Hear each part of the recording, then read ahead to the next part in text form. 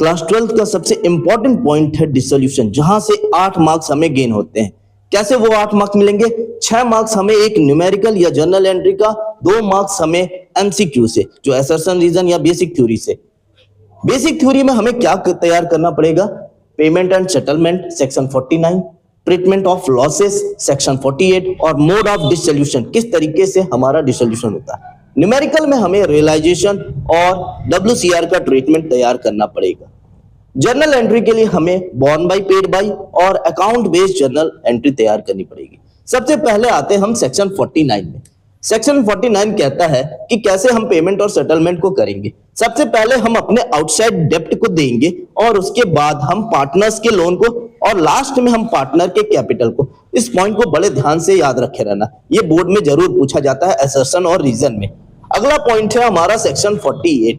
ये कहता है कि हम जो लॉसेस और कैपिटल की डेफिशिएंसी होगी उसे कैसे बियर करेंगे। सबसे पहले हम अपने प्रॉफिट से बियर करेंगे, फिर अगर हमारे पास कोई कैपिटल के बैलेंसेस होंगे उनसे बियर करेंगे, लास्ट में हमें अपने प्राइवेट एसेट को लाना पड़ेगा ताकि हम कैपिटल डेफिशिएंसी को बियर कर सकते। ये दोनों थ्योरी बहुत इंपॉर्टेंट है बोर्ड के पॉइंट ऑफ व्यू से। आगे बढ़ते हैं।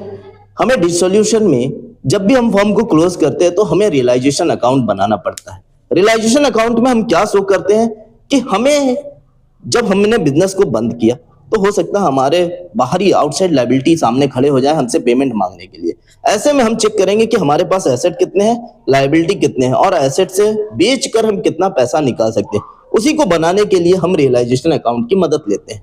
सबसे पहले क्या करेंगे, इधर हम टू सन्ड्री एसेट, सभी एसेट्स को हम रिकॉर्ड करेंगे। यहां पर हम गुडविल को भी रिकॉर्ड करते हैं। बाई सन्ड्री लायबिलिटी, सभी लायबिलिटी को रिकॉर्ड कर लेंगे जिनका हमें पेमेंट करना है। सारी लायबिलिटी यानी आउटसाइड। यहां पर हम प्रोविजन भी लिखते हैं। कैसा प्रोविजन लिखते हैं? केवल प्रोविजन ऑन एसेट ही लिखते हैं। दो तरह के प्रोविजन है हमारे एसेट में, एक प्रोविजन फॉर डाउटफुल डेब्ट और दूसरा IFR। ये दोनों प्रोविजन यहां पे लिखते हैं।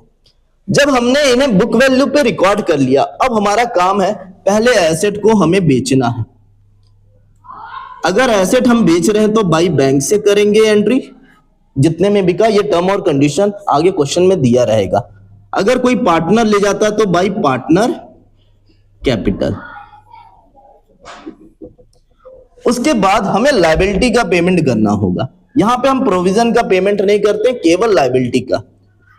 टू बैंक अगर हमने लायबिलिटी का पेमेंट किया है, टू पार्टनर कैपिटल अगर किसी पार्टनर ने उस लायबिलिटी को लिया है। एक चीज मेजर ध्यान रखने वाली बात है कि एसेट को तभी रियलाइज करेंगे जब उसके बारे में एडिशनल क्वेश्चन में दिया होगा, और लायबिलिटी का पेमेंट हमें किसी भी हालत में करना ही पड़ेगा, अगर क्वेश्चन में बोला गया हो या ना बोला गया हो। ये सब बनाने के बाद हमें क्या हो सकता है कि रियलाइजेशन के खर्चे आएंगे तो उसे लिखना पड़ेगा टू बैंक। ये रियलाइजेशन एक्सपेंसेस।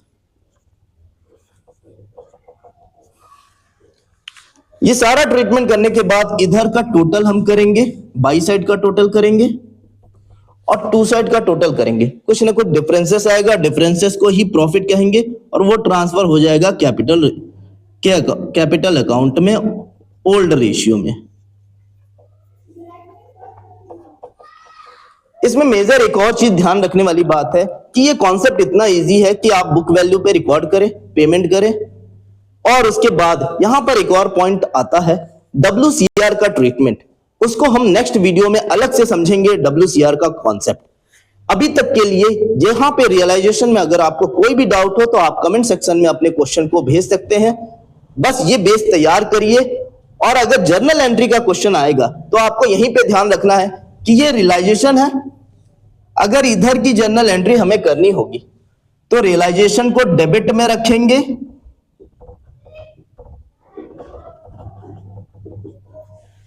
और इधर की सारी चीजें क्रेडिट में रहेंगी। टू साइड की सारी चीजें क्रेडिट में, तो इधर की सारी चीजें आप क्रेडिट में रखोगे और रियलाइजेशन को डेबिट में। इधर के लिए हम इन सभी को डेबिट में रखेंगे और रियलाइजेशन को क्रेडिट में। इस तरीके से हमारी ये जर्नल एंट्री कंप्लीट हो जाएगी। एक और जर्नल एंट्री हमें जो मेजर ध्यान रखनी है, बॉर्न बाई पेड बाई। अब यहां पे समझते हैं, बॉर्न बाई पेड बाई, और यहां पे कॉलम बना लेंगे जर्नल एंट्री की। बॉर्न मतलब जिम्मेदारी किसकी थी, पेड यानी पेमेंट किसने किया। अगर जिम्मेदारी फर्म की थी और फर्म ने ही पेड किया हो तो हमारी एंट्री होगी रियलाइजेशन टू बैंक।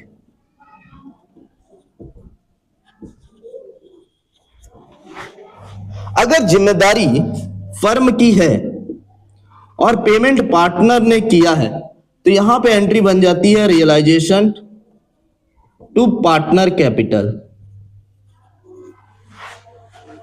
अगर जिम्मेदारी पार्टनर की है और पार्टनर ने ही पे किया है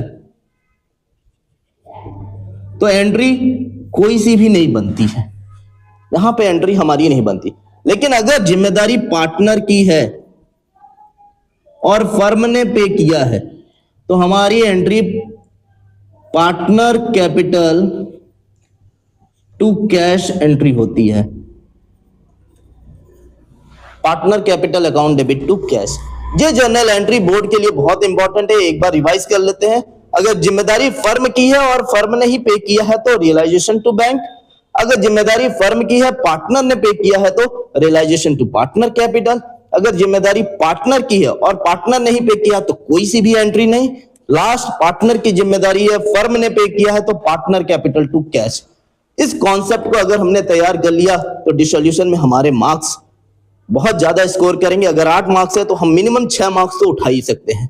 इस वीडियो को शेयर करिए अपने दोस्तों तक ताकि उनके भी कॉन्सेप्ट क्लियर रहे।